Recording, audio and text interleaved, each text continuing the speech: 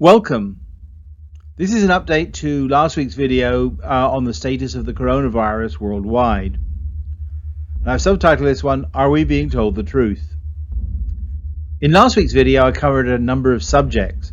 One, I showed with a rough back of the envelope calculation that the coronavirus was at least 10 times more deadly than the flu, and I have reason to now believe that that was quite a significant underestimate.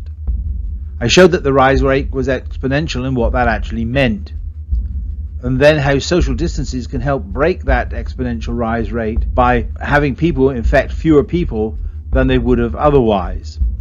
And then I suggested a number of things that the government should do, and the main thing was to get 3 supply chains in order. One was to get the protective equipment needed by our doctors and nurses to be able to treat the patients, and second was to get the medical equipment and medications that are needed to treat the patients. And the last one was to get our food supply chain back in order, such that we don't have huge queues in the supermarkets and empty shelves everywhere. As far as I can tell, most of these things have not been done. So let's compare what's going on this week with what's happened last week. Last week we had 777,000 confirmed cases. This week we have 1.2 million confirmed cases. That's an increase of 55%. Deaths, we had 37,000, now we have nearly 65,000, that's an increase of 74%. Recoveries, the news is better. We have 164,000 last week, now we have 247,000, that's an increase of 50%. The bad news is with the lethality. Last week we defined lethality as the number of deaths divided by the number of confirmed cases at 4.8%. This week it's 5.3%, so that's gone up by about 10%. And I believe that this is not necessarily the right way of defining lethality. Last week the hotspot was Western Europe, particularly Italy, Spain, Germany, France. Now it is the United States with more confirmed cases than the rest of the world. Now let's see how these figures compare for the United States and how the United States became the #1 country for impact of the coronavirus in the world. Last week we had 140,000 cases of confirmed coronavirus. Now we have 336,000. That's an increase of 140%. Deaths, we had 2,400 before, now we have 9,600. That's an increase of 295% in just 1 week.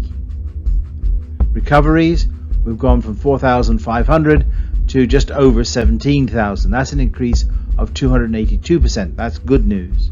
The lethality in the US last week was much lower than the global average, being about 1.7%.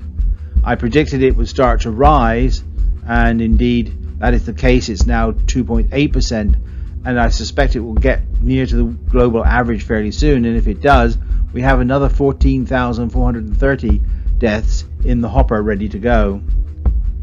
The hotspot last week was New York, and it still remains that way this week. So how did the US get into this state? And one of the problems, I think, is there's a great deal of political dogma going on here.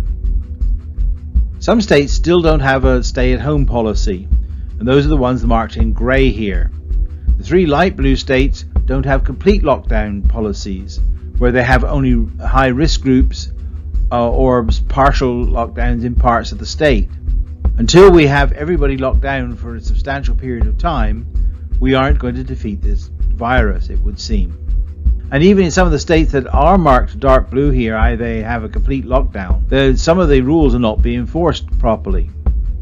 We also seem to be sacrificing citizen safety for religious dogma.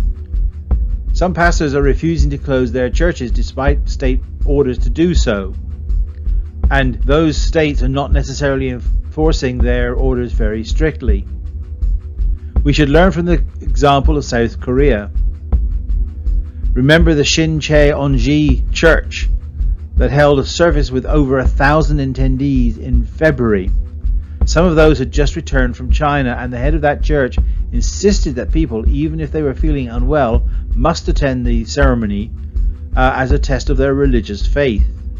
They all did, and net result was that South Korea had the fastest and largest incidences of coronavirus infections outside China for several weeks. However, they bent their curve over by having an extraordinarily intense testing program, tracing program, and also very strong social distancing measures. And so they've now only got 10,200 cases and 183 deaths, a remarkable feat given their original circumstances.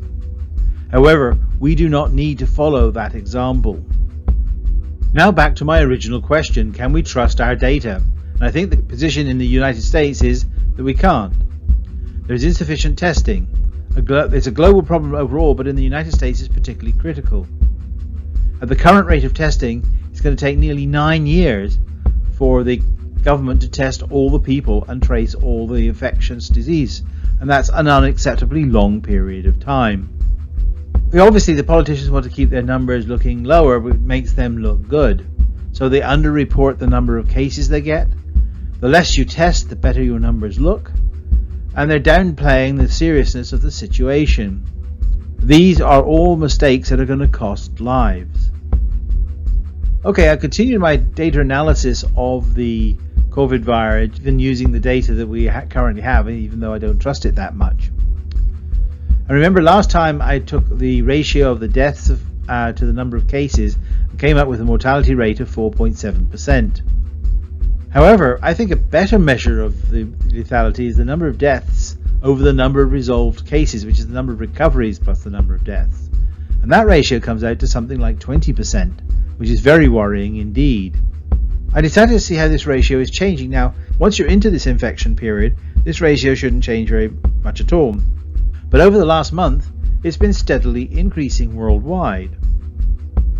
And this is the plot shown here. So this is the ratio of deaths to the number of resolved cases as a function of time. And as you can see, it's been climbing quite alarmingly over that period of time.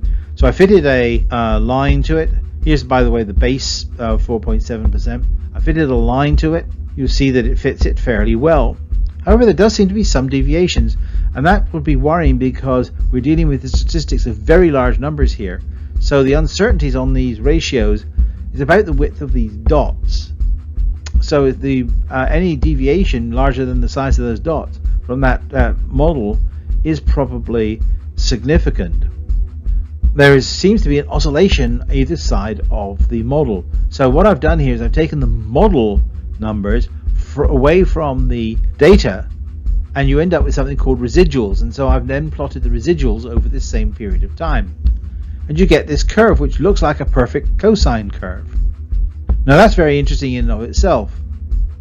So first we have the problem that the ratio is changing, it's increasing, which if we knew everything about what was going on, that shouldn't be doing.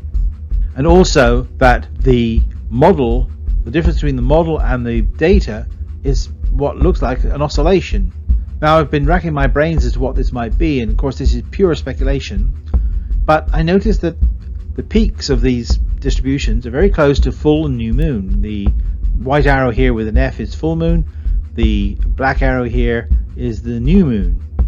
Now it is in the medical literature that certain aspects of our health are affected by the moon. For example, we don't sleep as well at new moon or full moon, and the sleep we get is not as deep. Now perhaps this is coincidence, perhaps this is just some error in the way that they're putting the data together, but nonetheless it's something that I think is very interesting. I should point out, first of all, the effect is very small, and that correlations do not imply causation. So you have to be very careful with this thing. I just thought it was interesting. An interesting thing to add to this is the COVID infection period is about 2 weeks, which is about the time between full and new moon. Probably again just a coincidence, but worth thinking about. So what needs to be done apart from what we said we needed to be done last week? I think we need to shut down all of the states. In fact, shut down all unnecessary travel, all unnecessary meetings. Institute a nationwide system for fining violators. And if somebody dies as a result of irresponsible action, like holding a major meeting, then the person that held that meeting should be considered for manslaughter charges. We need to do this for at least 14 days, probably a month or even more. I'm beginning to like the idea of an economic holiday. where basically nobody pays anything for anything. No taxes, no rent, no dividends, no bills, no interest are paid. And then put everyone effectively on Medicare, so you can go, no matter who you are, where you're from, you can go into any doctor and get treated for free. And for those that are in need of support, we hand out food stamps. The food stamp program is in place and can be very rapidly scaled up to fit the needs of people. Now, that would also probably alleviate some of the rush in the supermarkets that we're suffering from at the moment. Another important thing is we need to start preparing for the November elections, assuming we're in a very similar situation as to what we are now. And the obvious thing is to go to universal mail-in ballots for the at least for the federal elections, if nothing else. What I'm most haunted by in all of this is the faces of the victims. I've taken a small selection of the ones I found on the web. In the center here is the doctor that originally raised the alarm about this in China and was actually prosecuted for doing so. But every one of the people around here has died as a result of this virus. Many of them are medical professionals or first responders. You'll notice one thing though, is that the coronavirus is completely non-discriminatory. It doesn't care about your age, your sex, your color, your ethnicity, your religion. So nobody is safe from this virus. The most haunting picture here is the one in the middle at the bottom. That's a picture of a young nurse that died just a few days ago. Look at her eyes. She is frightened. As a nurse, she knows what's happening to her, and she knows she's going to die. The thing that particularly haunts me about those eyes is that she knows that somebody she was trying to help infected her and is killing her. And somebody prior to that was careless and infected the person that infected her. This is the chain of problems that we have to avoid.